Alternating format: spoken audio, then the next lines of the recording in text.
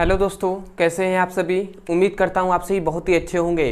तो आज की इस वीडियो में हम पढ़ने वाले हैं क्लास 11th का रसायन विज्ञान का सबसे इम्पोर्टेंट टॉपिक जो है मोलरता। तो मोलरता क्या होता है, मोलरता का परिभाषा क्या होता है, इसका सूत्र क्या होता है, इसका मात्रक क्या होता है, तो इस वीडियो में हम सब कुछ जानने वाले हैं। तो चलिए दोस्तों देख लेते हैं। तो सबसे पहले यदि हम मोलरता पे बात करें कि मोलरता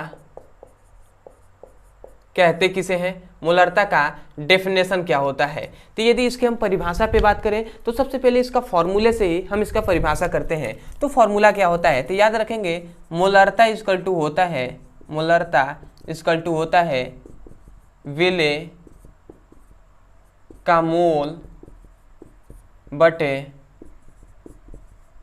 विलयन का आयतन, और ये भी किस में होता है, लीटर में। ठीक है, ये इसका फॉर्मूला होता है विलेय के मोल बटे विलयन का आयतन। विलेय के मोल मतलब क्या, विलेय के मोलों की संख्या कितनी है। ठीक है, उसका मतलब ये हुआ, मतलब क्या हो गया, विलेय की मोलों की संख्या। ठीक है, यहाँ पे संख्या की बात हो रही है, मोलों की। तो यही होता है मोलरता इक्वल टू होता है विलेय के मोल बटे विलयन का आयतन लीटर में। तो हम डेफिनेशन क्या कहेंगे, तो ध्यान दीजिए डेफिनेशन क्या कहेंगे, जो विलेय का मोल है, सॉरी विलयन का जो आयतन है, यदि हम विलयन के, समझिएगा विलयन के आयतन को, जो विलयन का आयतन है, यदि उसे हम 1 लीटर ले लेते हैं, समझिएगा यदि उसे हम 1 लीटर ले लेते हैं तो नीचे में हर एक आ जाएगा। तो एक का तो कोई मतलब नहीं होता है, नीचे में हर तो हम किसी का भी ले सकते हैं ना।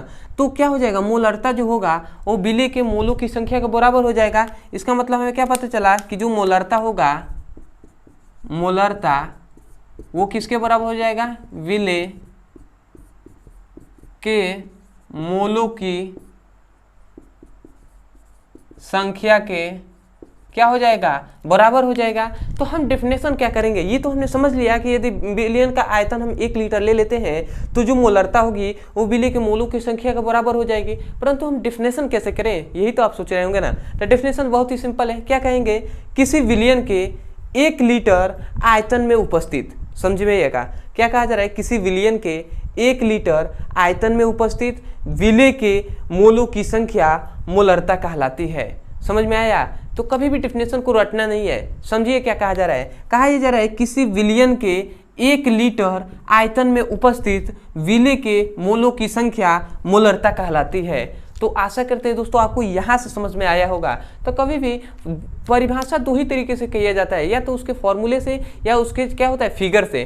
तो आपको यहाँ से फॉर्मूले से आपको बताया गया है। तो एक बार और मैं सीक्वेंस में बोल रहा हूँ, आप डेफिनेशन को लिखिएगा। ठीक है, नोट्स में लिखिए, क्या लिखेंगे, किसी विलयन के 1 लीटर आयतन में उपस्थित विलेय के मोलों की संख्या मोलरता कहलाती है। तो मैं इसका डेफिनेशन लिख दे रहा हूँ, क्या लिखेंगे, लिखिए किसी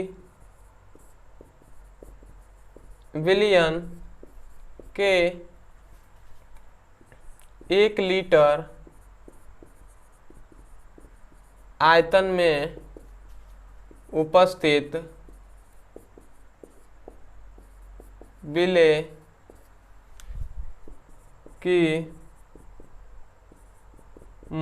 की संख्या मोलरता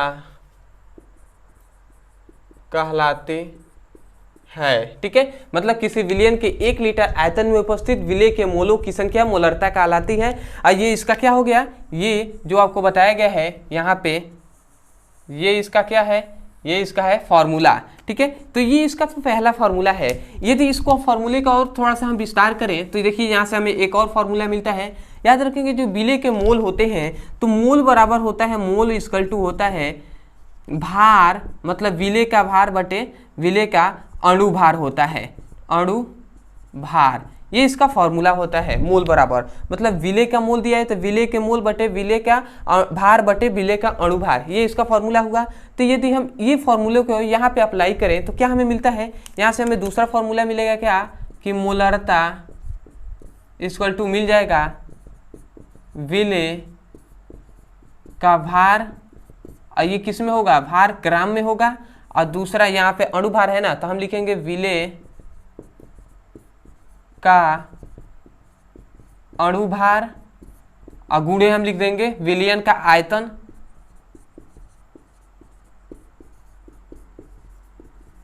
आयतन, ये किस में, लीटर में, ठीक है। तो ये इसका फॉर्मूला हो गया। तो यहाँ से एक और ये फॉर्मूला हमें दूसरा मिला, और याद रखेंगे ये दूसरा ही इंपॉर्टेंट है। जब भी संबंध आपको बताया जाता है, भले ही पहले फॉर्मूले से दूसरा फॉर्मूला निकला, परंतु जब संबंध स्थापित किया जाता है, दो कोई भौतिक राशि होता है उसमें संबंध स्थापित किया जाएगा, जैसे कि नॉर्मलता और मोलरता में संबंध स्थापित किया जाएगा, तो इस फॉर्मूले का यूज होगा, ठीक है। तो इसको आपको ध्यान रखना है, ठीक है। तो आशा करते हैं ये आपको समझ में आ गया होगा परिभाषा और इसका सूत्र। अब आते हैं कि इसको सांकेतिक, इसको दर्शाते किसे हैं और इसका मात्रक क्या होता है। तो यदि हम इसके संकेत पे बात करें, संकेत पे, ठीक है, तो याद रखें मोलारता को m से प्रदर्शित करते हैं, ठीक है, और इसको शायद इसको स्मॉल m से प्रदर्शित करते हैं। और दूसरी बात कि इसका मात्रक क्या होता है, तो याद रखेंगे इसका मात्रक होता है यहाँ से मोल बराबर, तो मोल क्या है, मोल ही होता है, और आयतन का क्या हो जाएगा, लीटर, तो मोल प्रति लीटर होता है इसका क्या होता है, मात्रक।